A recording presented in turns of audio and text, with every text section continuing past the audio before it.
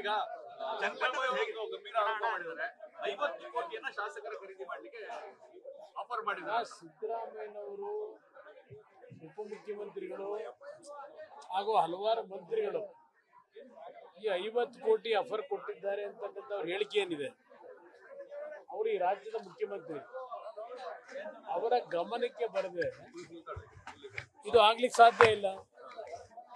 ಇದು ಬಹುಶಃ ಈ ರೀತಿಯ ಹೇಳಿಕೆ ಯಾರೋ ಒಂದು ರೀತಿಯ ಬಫೂನ್ಗಳು ಕೊಡ್ತಕ್ಕಂಥ ಹೇಳಿಕೆ ಆಗಬಾರದು. ಇವತ್ತು 50 ಕೋಟಿ ಅಂತಕ್ಕಂಥ ನಿಖರವಾಗಿ 50 ಜನರಿಗೆ ಅಂತಕ್ಕಂಥ ನಿಖರವಾಗಿ ಹೇಳ್ತಾ ಇದ್ದಾರೆ. ಸರ್ಕಾರ ಅವ್ರ ಕೈನಲ್ಲಿದೆ. ಹಲವಾರು SITಗಳನ್ನು ರಚನೆ ಮಾಡ್ಕೊಂಡಿದ್ದಾರೆ.